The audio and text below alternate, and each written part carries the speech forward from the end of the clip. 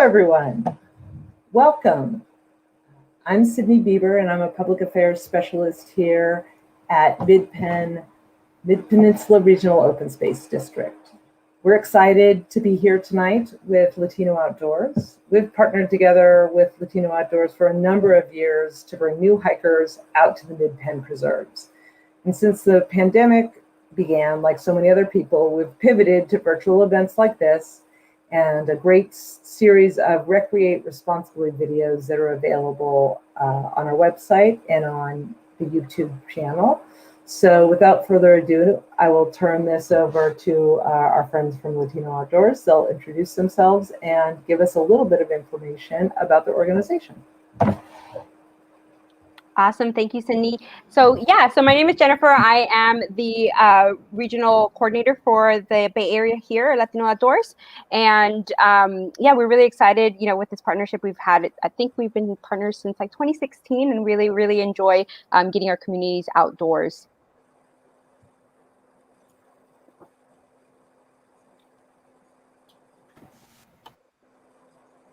Hey everyone, I'm Brian. I've been with Latino Outdoors for almost 2 years now, I think. I'm the program coordinator for the South Bay area. So I've been, basically helping to make sure that everything runs smoothly within the South Bay area. Working with Mid-Peninsula Regional Open Space for pretty much since I've started. I'm super excited to be here to talk about hiking, the places that we went to.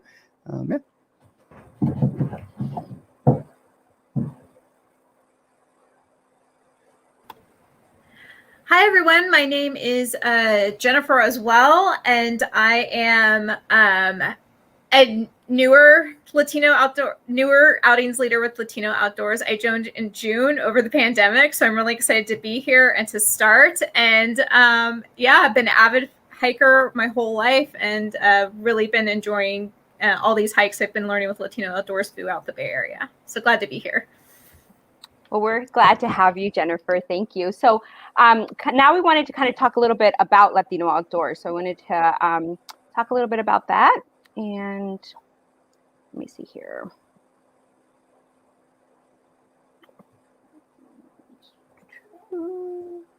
And if for the audience, if any questions come up, please type them into the chat. We're taking a look at the different questions. It could be about anything, but we are trying to focus on hiking and kind of starting out hiking. But if you have any other questions, on the videos, on our experiences, please feel free to ask them. Just type them out on the comments and we'll keep note of them. Yeah, gracias, Brian. Yes, definitely. Ask away. We if you know us, right, you know that we love to talk and share about our experiences, right? And that really is what Latino Outdoors is about, right? Is sharing these experiences in the outdoors. So a little bit about Latino Outdoors. So, our mission statement, right, it's here, and you can also check on our website, right? But we really, our main kind of part of our organization is we are a grassroots organization, right? So our organization really runs on all our amazing volunteers. We really make sure that our events are, familia friendly. We really make sure that we, bring our cultura into the outdoors. And so for one of those things is always, bringing some yummy food or snacks, right? And some amazing stories. And then, we have our vision statement, right? We really are working to try to share and celebrate our stories, right? Our cultura, and growing our leadership within our volunteers also. And then just a little bit about us, right? And how we do that, right? Is really amplifying the Latino experiences in the outdoors. So these are some of the events that we've done here in the Bay Area. We really are familia-friendly events, right? So we've done everything from like hikes with our partners at Mid-Penn to backpacking trips in state parks, to having working with other nonprofits and getting other community members out to spaces. Like we have here a group of wonderful women, young women that came out to actually Deer Hollow Farm during the summer. And then just some fun, like camping trips that we've gone out in the rain, and just, really great experiences that are always tailored to everyone. And another really important thing for us is, right, building community, la comunidad. That's why we're here. That's why we do what we do, right? That's why, our amazing volunteers come out and, give back is our amazing community that we have here in the Bay Area, and always growing that, always, cherishing those special moments that we have with each other. Lots of amazing stories, lots of different activities that we do. Some of these are some of our amazing backpacking trips that we've actually do with MidPen, right? I think that's always one of our highlights, which we missed the past year, right? And maybe in a year or so we can do those again. But those beginner backpacking trips are just an awesome way, right, to get our community outdoors, and it really builds these awesome partnerships and experiences with each other. So a lot of people that maybe came out for the first time on these beginner backpacking trips, that was their pool to get them into the outdoors, right? Really have connected with us and continue to join us on other events like day hikes and to other like campouts and other opportunities that we might have, which also include stewardship projects, right? We want to make sure that we want to give back to our community and the spaces that we're using. And so stewardship projects is really important to us, to making sure that, yes, we recreate, we have a great time in these spaces, but we can also give back and help with conservation. So we do that. Also, something we do with MidPen every year, right? We try to do at least 2 stewardship projects, because that is really important. And the nice thing about those is we try to go to the same spot every year. So it's really nice to see the progression of like what we have done in those areas year to year, right? And we save pictures so we can share to everyone, like, look at, this is how this area looked last year to this year. We did a really great job of pulling those invasive species and continuing to see that, right? And I think that's something really awesome for our community to see that, hey, I helped, in that area to kind of bring it back. And then other just, stewardship opportunities that we have throughout the area, really, really important to make sure that conservation is part of it too, not just recreation.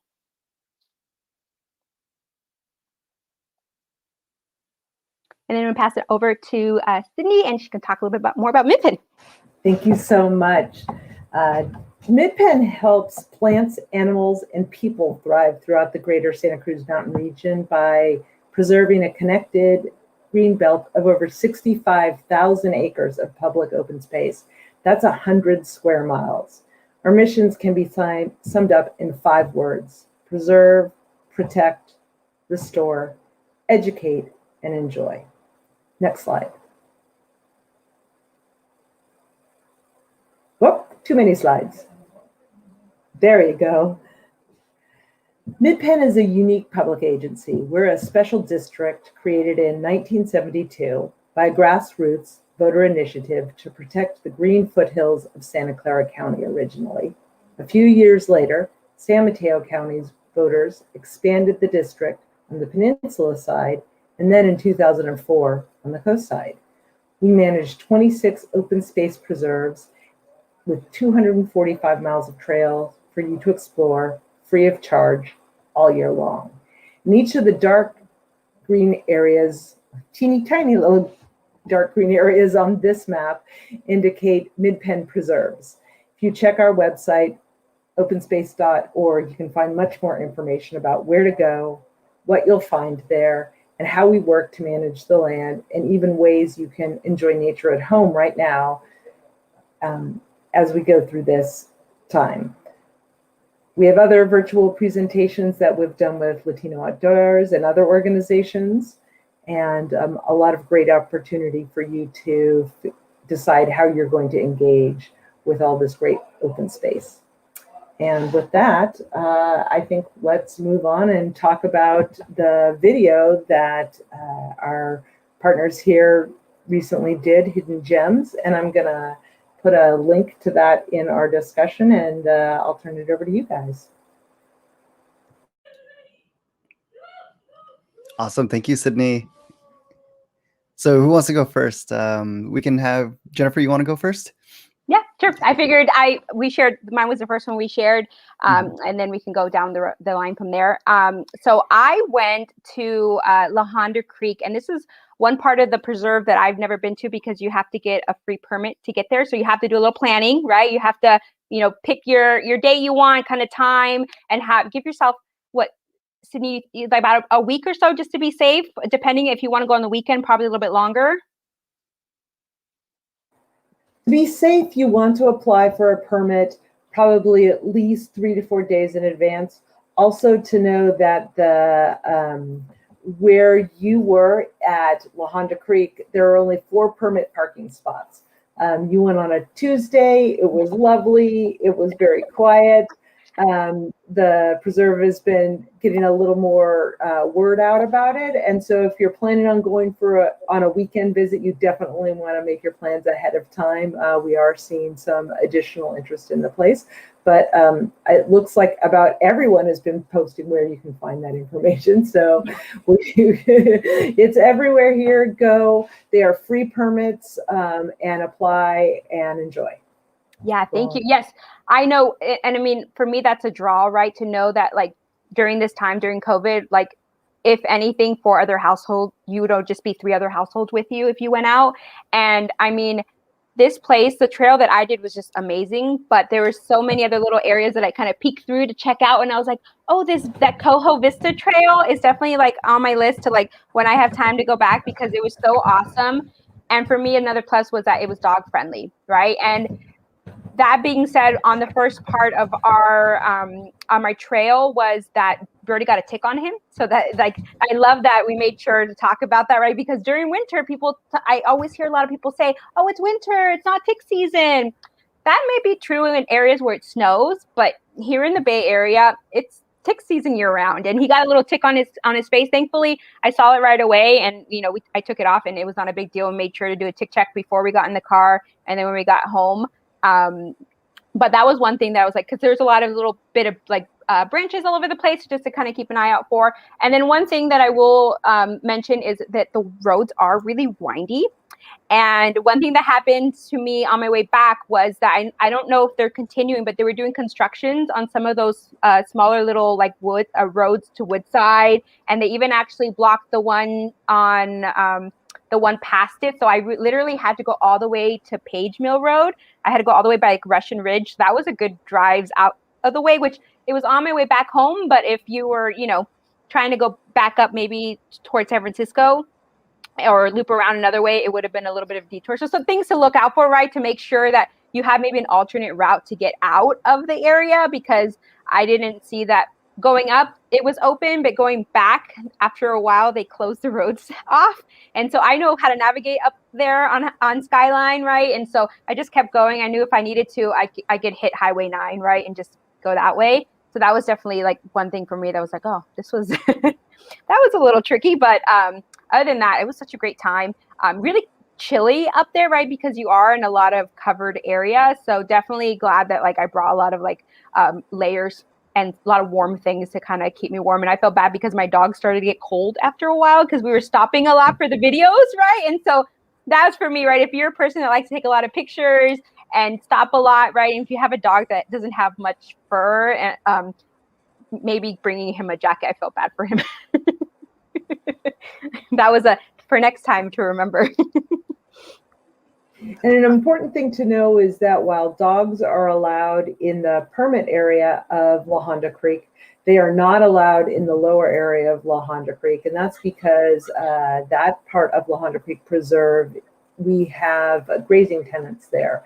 And we have cows that are out and grazing. And so you need to leave your dog at home if you're going to be in lower La Honda Creek, but you may get the chance to see the beautiful cows out on the landscape. Oh man, those cows! We passed by there. We did an event there. Those cows are the most beautiful cows I've ever seen. That you're walking first. I was like, oh my god, are these like a special breed of cow? Because they were just gorgeous. We have some pictures. I'll post them on our social media if you guys are interested on these gorgeous cows. That's funny that you mentioned the about your dog getting cold. Like I think it points to being prepared, right? Like it's always important to be prepared.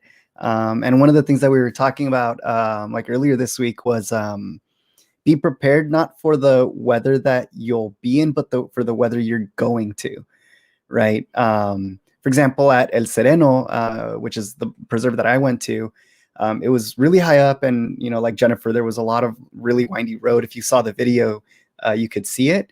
But then there were 2 different ecosystems, and one was super exposed and one was oak woodlands, which was super cold too.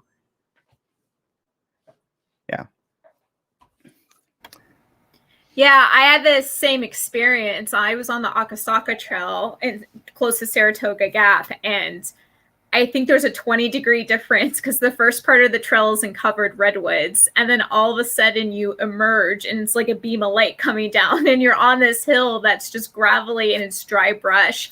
And thankfully, I'm like a Girl Scout with all the stuff in my pack. So I had some sunscreen, which is really important. Even though it's winter, we're still California. There's still sun. Sun can come through clouds.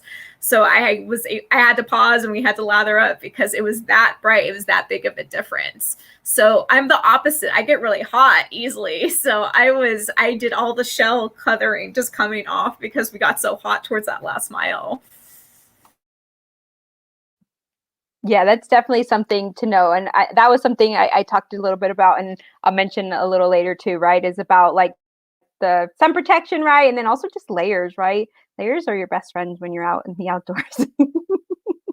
Now I know to put that on my list. Layers for my dogs, right? That's if you have a dog, right? Not just layers for yourself, but now layers for your dog, right? Because you never know. Yeah. Jennifer, do you want to talk about a little bit more about your park?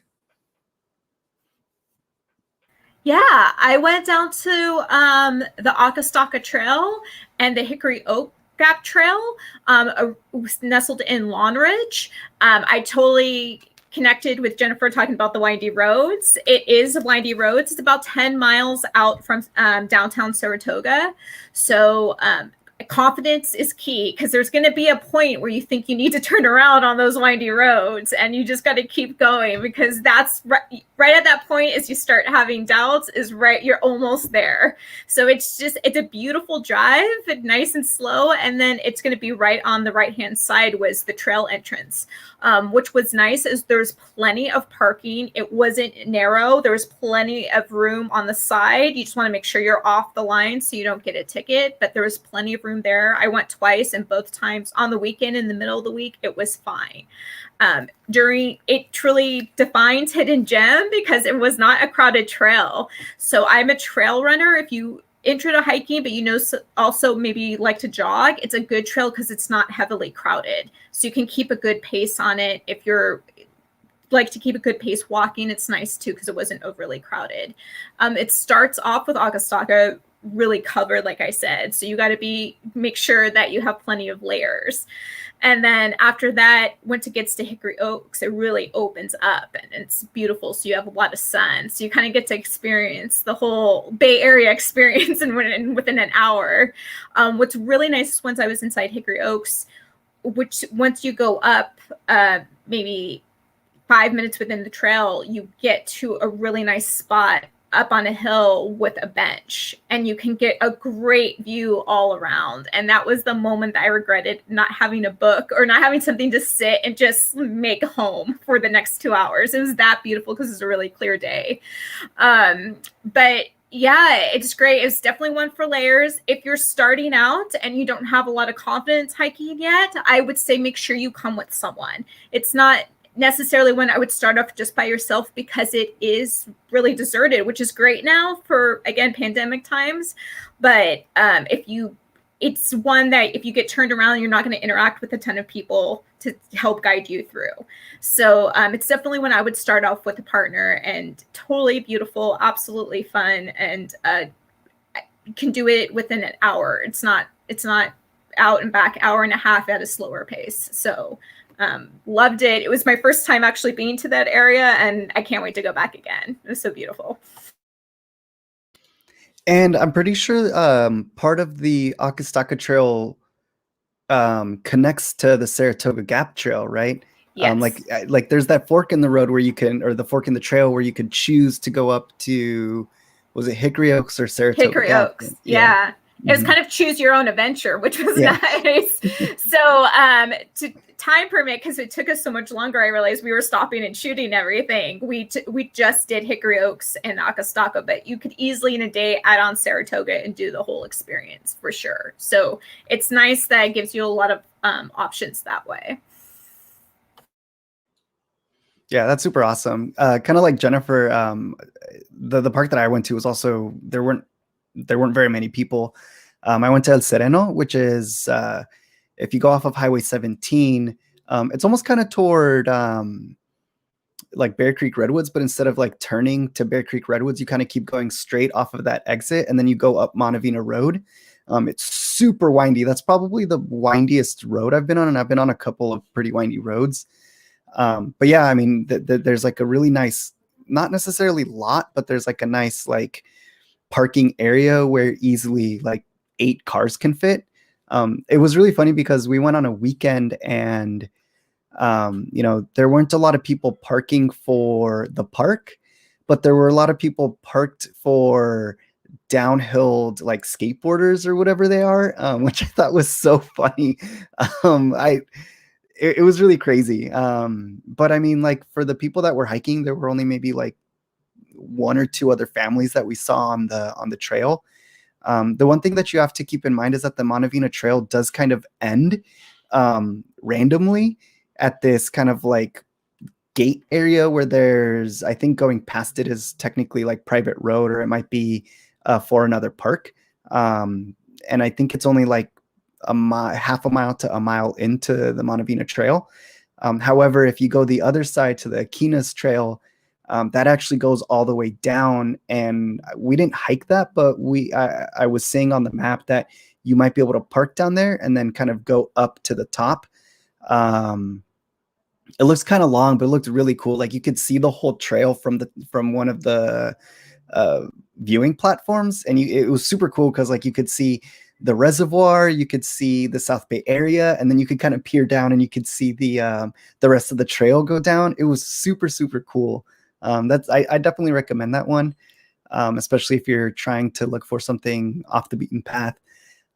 But yeah, like Jennifer also said, definitely take a hiking buddy with you on that one, because part of it at the top is easy, but it did look like part of it going through the oak woodlands and a little bit further down could have been a little bit rougher. And since there aren't that many people, it's always nice to have a backup person. That definitely is also something really great to remember, right? Knowing your level of expertise when you're going out. I know for me, when I first started hiking, I really kept to some really simple hikes. But then if you feel like you're more experienced, right, and maybe have some additional tools that can help you navigate when you go out there, definitely feel adventurous if you want to go to these places. I mean, like for me, I went alone, right, to this new place I hadn't been to before, but I've been hiking for a long time now, and definitely had, some tools with me to make sure I knew where I was going. And that's why I think too, when you do go to new places, sometimes it's the plan to do a shorter hike, right? To really get like a feel for where you're at.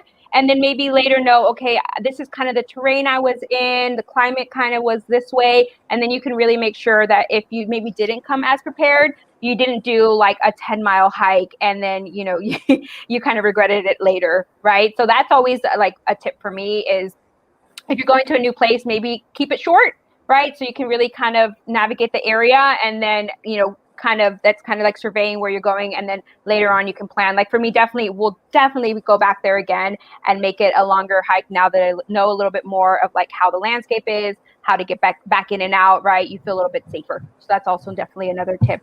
And then one thing I will also mention too is that I know for my preserve, and I know for sure for Long Ridge, that there's no restrooms, right? So that's also something to come prepared with, right? So, if you need to use the restroom, right, do you know how to properly do that out in the outdoors, right? Because there is no restrooms out there. So that is also something really important to note. And especially also too with your dogs, right, to make sure to pack in and pack out anything that they might leave behind, right? So that's also something really important too.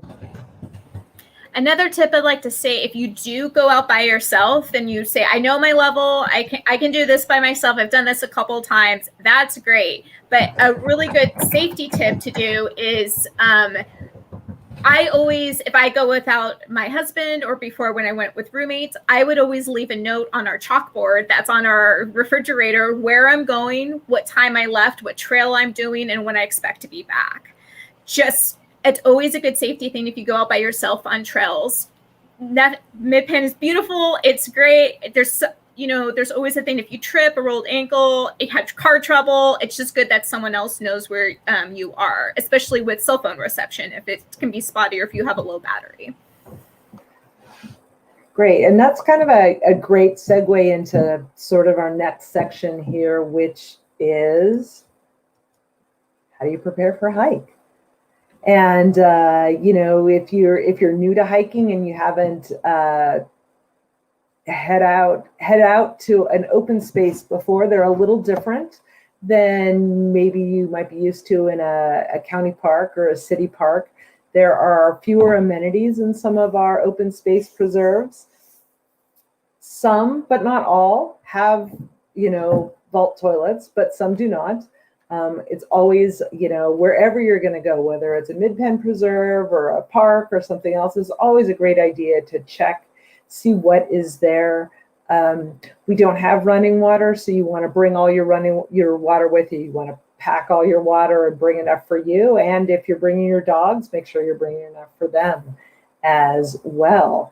And I think that you may have a slide, Jennifer, that touches on something that we were all sort of talking about. Oh no, I think it was the other one. It was recreate responsibly. So we'll talk about that first. And recreate responsibly is sort of a group of thoughts and things you should be doing when you're going outside. One, very important, know before you go. So know where you're going, know what the rules are, know what to expect while you're there. Practice physical distancing, really important right now while we're still under the pandemic. Bring a face mask or a face covering, so if you're going to be closer than 6 feet from other people, you're able to put that on. Plan again, are you going to need a snack? Are you going to, be hungry or thirsty? If you're, going hiking with little kids, there is not a snack shack along the way. So you're going to want to bring with the things that they may be interested in. Play it safe. And I can't remember what it is, but know your directions. Find a map. We currently don't have paper maps in our preserves right now, so you can download a map ahead of time, and we're going to tell you some other apps that will allow you to get that information as well. Explore locally, leave no trace. We don't have garbage cans in our preserve, so everything you pack in, you need to pack out, and that actually includes your dog waste. So not only do you have to put it in a baggie and tie it up, you need to take the baggie home with you and throw it away in your garbage can. And we really appreciate all of the dog owners that do that and help us keep our trails nice and clean. And finally, maybe the most important thing is to build an inclusive outdoors. And everyone is welcome in open space. Whether you've been to the preserves before, whether you're a new user, whatever your ability level is, and whoever you are welcome in these spaces. And these spaces are public spaces, and they are for everyone. And that's very important to us at Midpen. It's one of the reasons that we worked with Latino Outdoors to make sure that we're opening our non-existent doors to everyone and getting everybody outside, because it's such an amazing thing to be able to kind of immerse yourself in the outdoors. I'll kind of open it to you. Are there other things about preparing for a hike that some of you do that I haven't touched on? And if not, we can also go to the next slide. Yeah, and sure. This is Jennifer's favorite slide, so I'm going to let her talk about it. Yeah, so this is, I'll give credit to where I got this picture from. I think it was from NPR shared this picture. And I just love this because, preparing to go outdoors, right? Sometimes it's like, well, how do I figure that out, right? And I think this dress like an onion was like the cutest, best way to kind of help me remember, right? And help to kind of talk about it. Is dressing like an onion to have those layers that you can peel on and off, right? And so first layer you want to have is your base layer, right? Something that's wicking, right? It doesn't have to be anything fancy as long as the material is either, a synthetic material, or if you want to get a little bit fancier, you can do something wool. But even Costco sometimes sells really awesome base layers made out of wool, and those are like my go-to. Base layers will really help you to, if you start sweating when you're on a hike, right, and it is cold, you start feeling really, really cold. And this has happened to me before. And having nice base layers really can help you to make sure to kind of get that for it to wick off and help you stay warm. And then a mid layer will help you retain any heat, right? So this is really important if you're going somewhere, you need that extra layer, having your mid layer.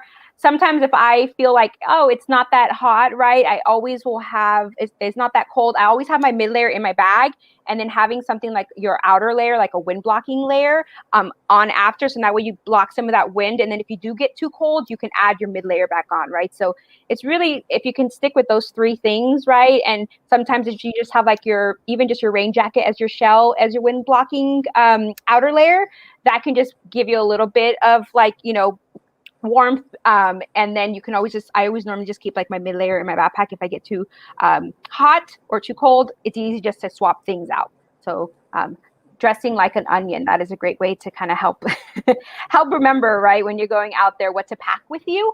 And I mean, like we all learned, right, we went up to these spaces, and most of us were prepared for it, but having an extra layer, it never will hurt, right? I always say having that extra layer in your pack will never hurt, because I have had times in my life when I wished, oh man, I wish I had an extra layer right now. It's really cold.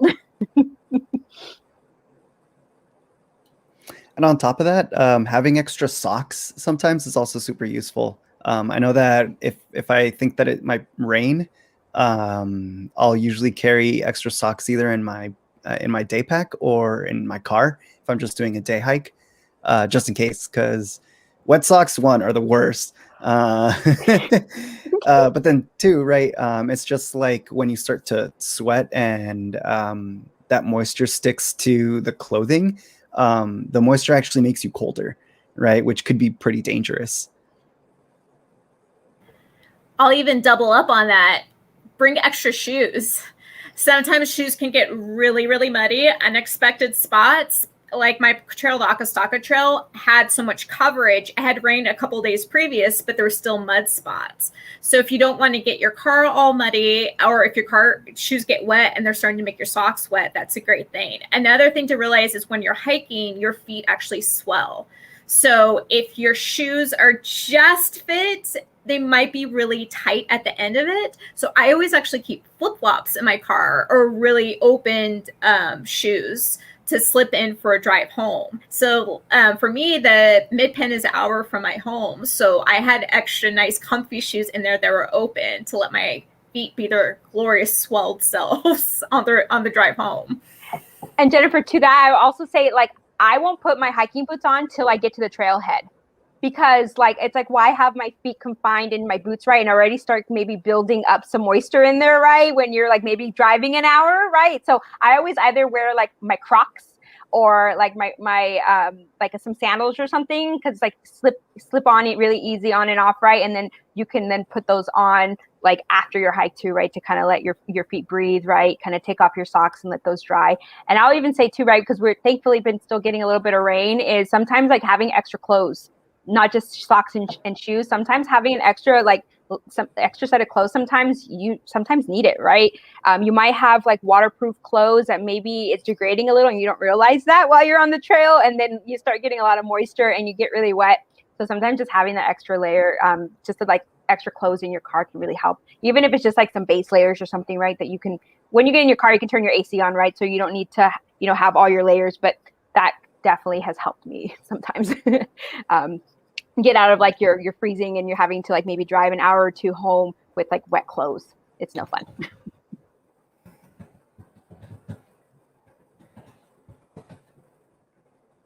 And I think that may take us to it's ready to roll. Another slide that we have here, and it is talking about our favorite things to bring on the trail. We all sort of talked about what our favorite things and what we like to bring. So these are mine. The first is my dog. I love to go hiking with my dog. I always have a hat. You can see I have my water bottle there. I also have a little plastic bowl that just folds up. It's It's not even really plastic, but so Jessie can have a drink. It's really important to remember that when you take your dogs out on the trail, especially her, she's really fluffy and she has a lot of hair, so she gets really hot. Their paws get really hot too. So imagine if it's the summer and the sun has been beating down on the ground, that it's warm. So be really careful about what they're doing because they aren't able to regulate their heat as well. I have my bag of doggy bags there, and I have 2 different shoes. I don't wear 2 different shoes when I'm on the trails, but it's important to know that you don't need super duper hiking shoes to be on the trail, but you do need supportive shoes. And if it's a pair of your running shoes or a pair of tennis shoes or something like that, that's great. But don't try to go on a hike in flip-flops, and don't try to go on with shoes that aren't good for you. We see a lot of people, they show up and they go, I'm going to go for a hike, and they don't have water and they don't have shoes, and they're missing some of the things. And it goes back to the planning and making sure that you're ready to go out and you're going out. The beautiful thing about having these open space preserves is that you can really get out in kind of a feeling like you're in the middle of the wilderness, pretty close to home. But that does mean that you want to be prepared for that as well. So those are my favorite things. Okay, Jennifer, do you want to share your favorite things?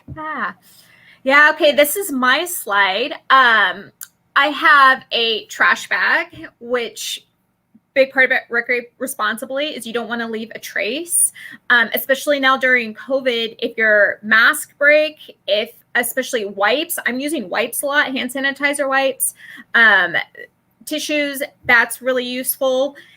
Again, if you hit a muddy spot, the trash bag is great when you get back to your car. If you have wet clothes, wet socks, wet shoes, it's great to just throw them in there. Another thing too is, hopefully not, guys, hopefully not, but if you do brush against poison oak, you don't want to then have any of those clothes touching your car seats, because then you can expose your skin at a later date. So you want to take those off and put that in a trash bag as well. A little fun tip, it's not the most fashionable, but if you get caught in a drizzle and you don't have enough layering, or if you get really cold on the way back, I learned this from racing. If you look at the start of a marathon, because they start really early in the morning, everyone brings a trash bag with them and makes a whole head and arms, and everyone's sitting there with them because they insulate you and then they keep you dry. And then you can rip it off and throw it in the trash later. So we were talking earlier, and Brian had referenced Parks and Rec, where Ron Swanson talks about a tarp. All you ever need in life is a tarp. When you're hiking, all you ever need is a trash bag. It can do all the stuff. I have a stasher bag there. Those are one of my favorites, just to be a little more eco-friendly, to not use as much plastic. They're cheap, they're great, they're reusable kind of Ziplocs. So again, if I have a lot of wipes or something, I don't have a trash bag, you can put them in there. I put all of my snacks in there. They're also, if it's raining, a lot of times you don't think about your electronics, your phone. If it really comes down, then your electronics can get wet. So I always have a resealable bag to put my phone in to keep it safe. And then lastly, I have some salted almonds there. My background is actually in food science, and I'm a chef, so I nerd out about snacks. My favorite one is salted nuts, because a lot of people don't realize if you sweat a lot, you lose electrolytes. And that can really mess you up a little bit health-wise if you aren't replenishing them. A lot of people think about granola bars, but a lot of times those have high fructose syrup in them, or kind of drinks, sports drinks. They can also have artificial coloring in them. So salted nuts have so much salt. They also have a little protein and fiber that they can give you the bump you need and keep your electrolytes going. So especially if it's really hot out, it's important to have that. Another favorite is a banana. Bananas have a lot of carbs and potassium as well. We all had talked earlier. We've all brought a burrito on a hike. It's the perfect hiking food. It's its own little pocket. It's got the perfect amount of carbs and protein. So I didn't have one on hand to include there, so I went with almonds. So those are some of my favorites. Gracias, Jennifer. Yes, I know we were talking about that, right? I miss my mom would always makes me burritos when we go out on the trails together.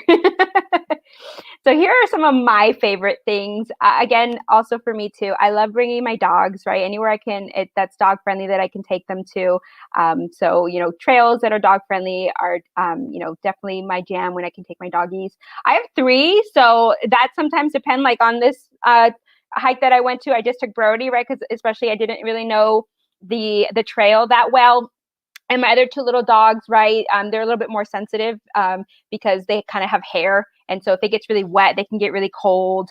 If it gets really hot, they can get really hot if they have a lot of fur. So Brody is always like my go-to hiking buddy. And so that's also important too, knowing your dog and knowing their limits too. And then Sydney was talking about like if it gets hot, right? I think a tip for me that's really great, I used to be a veterinary technician, is have alcohol wipes with you. If your dog gets overheated, you can rub it on their paws and in the inside of the ears, and that helps cool them down because it is true, right? They can't regulate their temperature. And I see this a lot, right? If I during the summer, I only take my dogs out either really early in the morning or later in the evening because the temperature outside might be say 80 or 90, but the floor can be a lot hotter and their paws can blister. So making sure, right, even if you do bring them enough water, sometimes that's not enough because they can actually blister their paws, even on some dirt trails. So that's also something really important. So I don't take my dogs out if it's like super hot, unless I'm going to go super early in the morning. And then for me, my clothes, I love to have when it's cold is fleece leggings. Those have been like my favorite thing now is having a pair of fleece leggings. So I love these. These are New Balance running leggings. So they have the reflectors too. So also an added safety, right? So for some reason, maybe if you get lost and it's dark, right, somebody can see you with those reflectors if somebody has to go out and find you. But those fleece leggings have definitely helped me out. I am really sensitive to the sun. So I've learned that I have to, on top of having sunscreen, what really helps me is have UPF rated clothes and even a hat. So this hat, it has UPF rating on it. So it really helps me. So my eyes get really sensitive to the sun too. So wearing a hat and then having sunglasses on really can help my eyes not kind of get strained. And then I actually burned my scalp before. So these UPF hats have really helped me out. And then I have it on here and then I have it here. My gloves are like my best friend because if you maybe not have enough layers on, if you can keep the warmth in your extremities, right? So your feet, your hands, and then I always have kind of like a little like headband thing or something. If you can keep the extremities warm, right, that will help if maybe you didn't bring enough layers to kind of be an onion, right? So those really help me. So I always keep like a little headband thing for my ears, right, to keep them warm. So if I have my hair down or up, it doesn't matter. I can still use that. Gloves, super important, like, to keep my hands warm. And then I always really like a nice pair of like wool socks, right? They're like, synthetic is great too, but nothing can mimic, wool socks and how quickly they can wick away moisture and keep your feet dry and warm. So, I say like if you want to invest in anything, I know that when I first started hiking, that was the first thing I invested in was like a pair of smart wool socks that I still have today. So they last forever too, right? So it's a really good like long-term investment. Those are some of my favorite things. And then Brian, do you want to share yours? Yeah, all right. Mine are a little bit different. These are kind of apart from the essentials, like your first aid, like your socks and stuff. These are things that I also put into my pack usually, apart from, the basic stuff. Like Jennifer, I also put at least, like either a beanie or a headband. That's like a headband like Jennifer showed. My ears get really cold. So I always have to make sure that I'm always keeping my head somewhat warm. A hat as well. Jennifer actually convinced me of hats about a year or so ago. I didn't used to wear hats on trails, and she said, "Look, just wear it. It's going to be hot. It'll be good for you." That's when we went backpacking, and I was yes. like, "If you've gone out with me, you'll know I always have extra things." And I remember telling Brian, "Mira, like you need to take this with you." He's like, "No, I'm fine." I'm like, "Mira, take it, and if you don't need to, you can give it back to me. I'll put it in my pack, right? But trust me, you're gonna appreciate it." So I'm glad that you enjoyed the hats. Yeah, and now I've bought like 2 or 3 different hats and like wide brims and stuff just because I love wearing a hat. They're stylish too, right? Yeah. Like that's the one that I used in the video. Yeah, they're nice. I also like bringing binoculars and a little magnifying glass as well, to kind of observe nature. If I see, there's been times where like I'll see like a really cool bird, and then you can use the binoculars to that. I bought those off of Amazon for like $30. You don't need anything super fancy, right? Especially if if you're just starting out, right? That magnifying glass, I think I bought it for like $10 on Amazon, right? Some of this stuff can be pretty cheap if you don't look for those like really fancy name brand things. And then I also like the Audubon California guide whenever I go hiking, especially if I go hiking with my family or like with friends. I like trying to identify different plants. And so that definitely helps. If I can't, if I don't have service and I don't use iNaturalist, sometimes I'll use the California guide on that. Again, I bought mine used, right? You don't have to buy things new, right? It might take a week longer if you get it off of like Amazon or eBay, but sometimes these books go for like $5 to $10, right? And it's definitely used. Yeah. Gracias, Brian.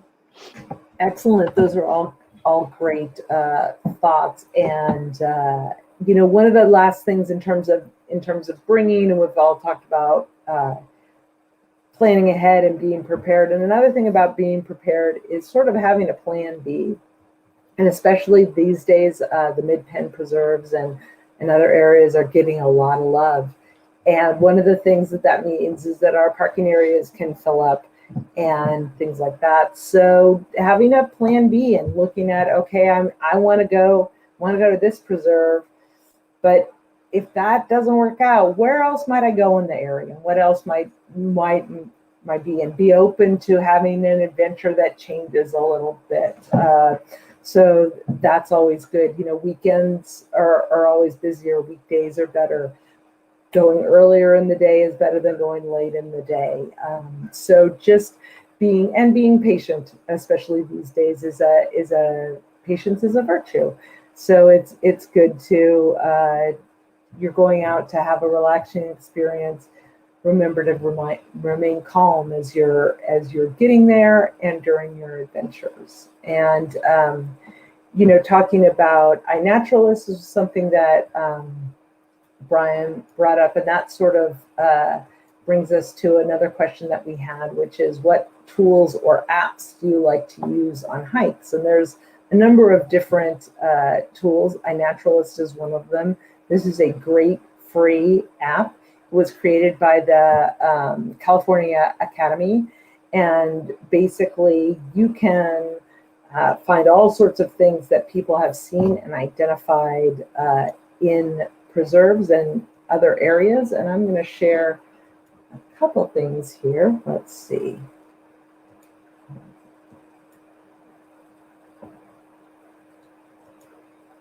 The first thing I'm going to share, Jennifer, when you were at La Honda, when you saw this really cool fungus and you weren't exactly sure what it was.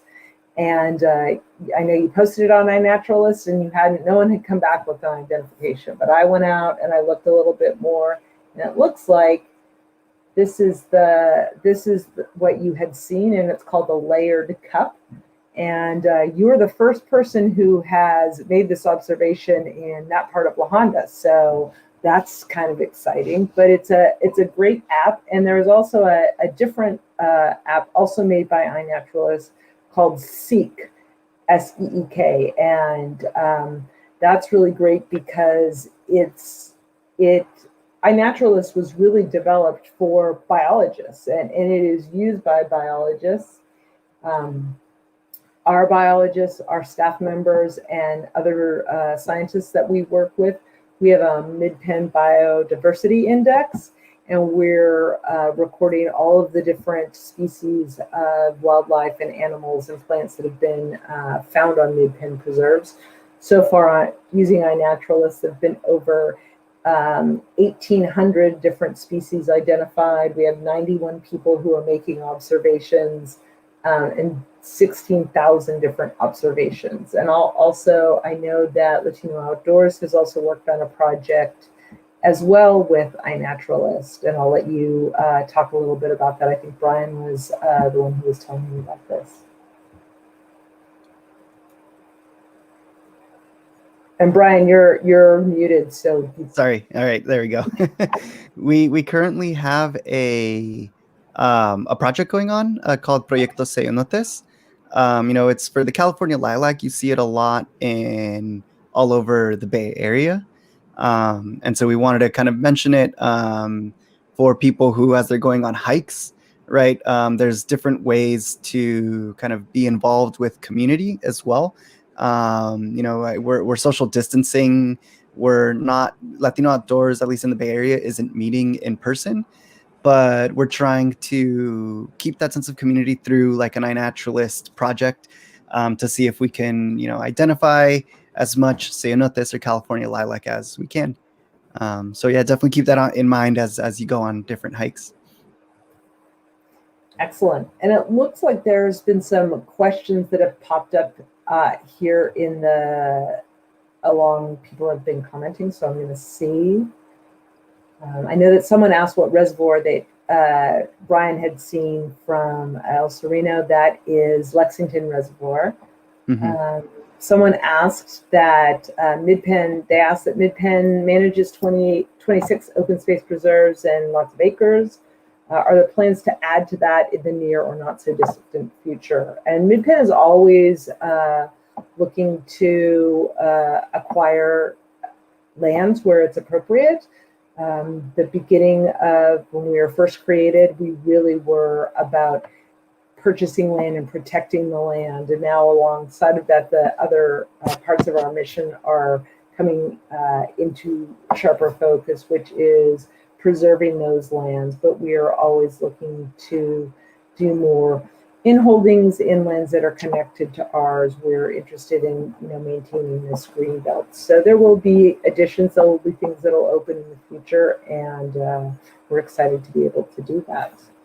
Let's see what other questions had come up. I think someone had asked about first aid kits, and if anyone had any suggestions about first aid kits or emergency kits. Does anyone want to answer what they take with them in terms of an emergency kit? Yeah, I can go on that or start off on that. I'm at the fun age in your 30s where when you sprain your ankle it never heals. So I definitely, when I'm on it a lot, it can get a little inflamed. So a real good thing to keep with you is a brace. I always have it in my bag. Whether if you trip on the trail, you have to get back to your car, especially some of these hidden gems that may not have a lot of foot traffic. So you can get a type of slip-on brace or an ace bandage. That's always a really good one to keep with you. Another one is, for me personally, I'm really sensitive to insect bites. So I always carry antihistamine with me in case because they can get inflamed really fast. So that's always a good one I've found for emergency kits to definitely always have. You're muted, Jennifer. I muted myself, and I think I double clicked too fast. I've had I use it for my dogs, and that's why I carry it. It's like that bandage tape that it sticks to itself, right? And so I always carry that with me, and I've never had to use it, but I've have helped somebody on a trail that they had twisted their ankle on. And finally, when I kept following behind them and I was like, are you sure I can help you? And then finally, they gave in and I was like, okay, you can help me. So you're able to help wrap somebody's foot with that, right? With some other things if you've done wilderness first aid training. But I will say too, what I use a lot is kinesiology tape, right? So you don't have to have something super bulky if maybe you don't know if maybe you have a few injuries, right? Previous injuries that might flare up, right? Is having kinesiology tape is really great because it's not super heavy. You can just have a few strips already pre-cut out. And if something does start to ache a little, you can put that on and it basically helps support that muscle. So that for me, I love carrying that around. It really helps if you have something kind of weird going on. It supports that and so you don't kind of continue to injure it. And then I always like to just get those REI has them the pre-made packs of backpacking, right? First aid kit. And then I always add extra stuff to it, right?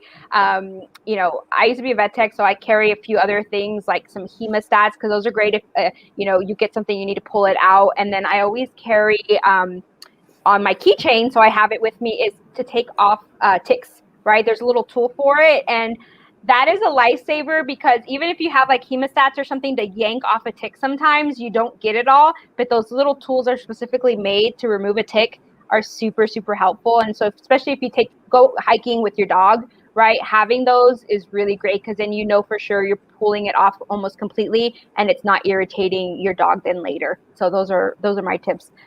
Always recommend carrying something, because you never know, right? Especially if you're going like to a hidden gem that maybe there might be too many people around with you.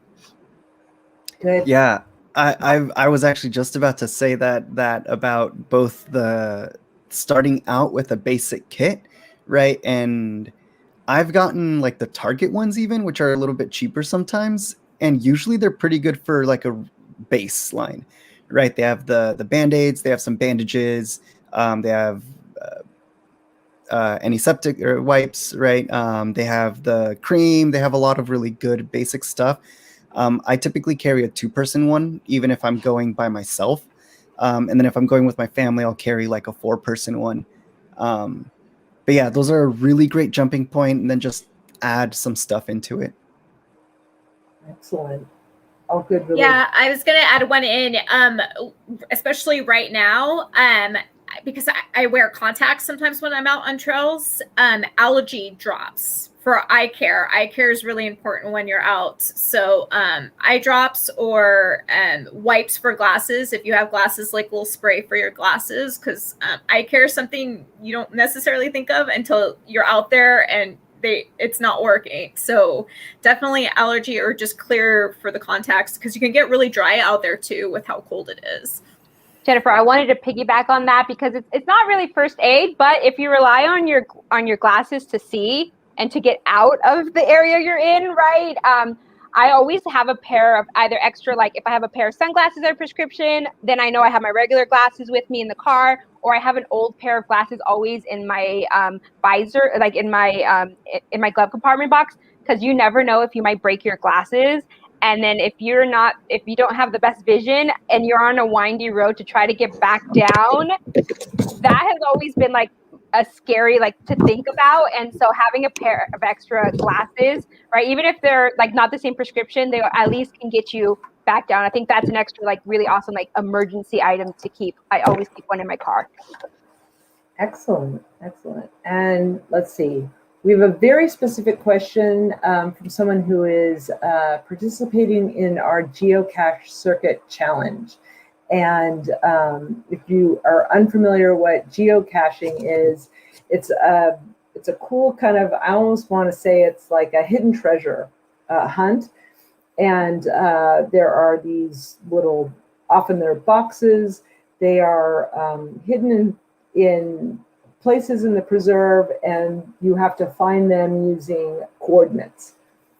There's a bunch of information on our website about the geocaches we have on our preserves, and you're concerned that some of the geocaches are archived or are lost, and are we planning on replacing them?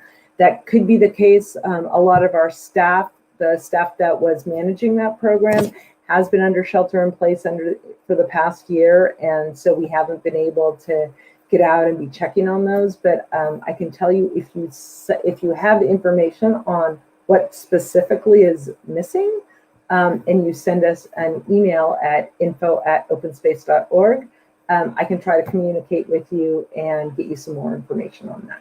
So there is that. And I think we're coming close to the end of our time here. So I don't know, I think any last thoughts that we have? Thank you to everyone who has come. If you haven't had a chance to see the Hidden Gems video that Jennifer and Brian made, we will post that link again here at the bottom.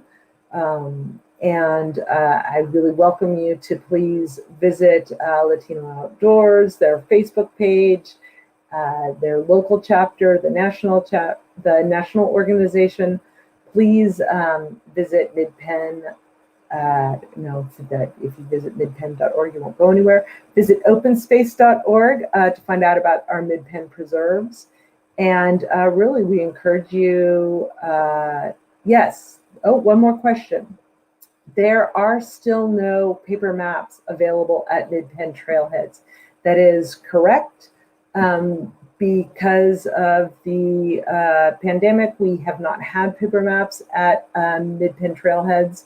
We're encouraging people to download maps before they come visit a preserve. We're encouraging people, you could take a picture of a map when you that is in the signboards. And we got so busy talking about different things today that we didn't get to talk about some of the apps that we can use, where you can download a map and then you can have it pull up on your phone and it'll show you exactly where you are. But we will post that here in the chat as well. It's an app called Avenza.